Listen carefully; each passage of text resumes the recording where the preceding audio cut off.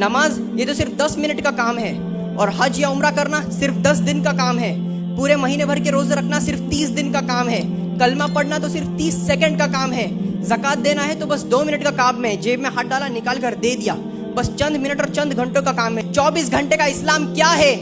24 گھنٹے کا اسلام ہمارا اخلاق ہے، ہمارا کردار ہے، ہمارا ادب اور جھکاؤ ہے، ہمارا رسپیکٹ دینے کا طریقہ ہے، اور ہمارا کردار ہی یہ دلیل دیتا ہے کہ ہم ایک سچے اور ویل ایجوکیٹڈ مسلمان ہیں۔ بھلے ہی آپ اپنی لائف میں آگے بڑھ جاؤ، پیسہ، دولت، شہرت آپ لوگوں کی لائف میں سب کچھ مل جائے، لیکن اگر آپ کا کیریکٹر صحیح نہیں ہے، اگر آپ کا اخلاق صحیح نہیں ہے، تو اللہ کی نظر میں آپ پورے اس دنیا کے لیے سب سے بڑے غریب انسان ہیں۔ اسی جگہ اگر کوئی ایک غریب گھرانے کا بے سہارا بیچارہ انسان ہے، جس کے پاس پیسہ تو نہیں ہے لیکن اس کا کیریکٹر، اس کا کردار اول درجے پر ہے، ٹاپ لیول پر ہے، تو وہ اس دنیا کا سب سے بڑا امیر انسان ہے، سب سے بڑا مالدار انسان ہے، کیونکہ وہ لوگوں سے بدلے میں پیسے نہیں کماتا، وہ عزت دے کر عزت کماتا ہے لوگوں سے۔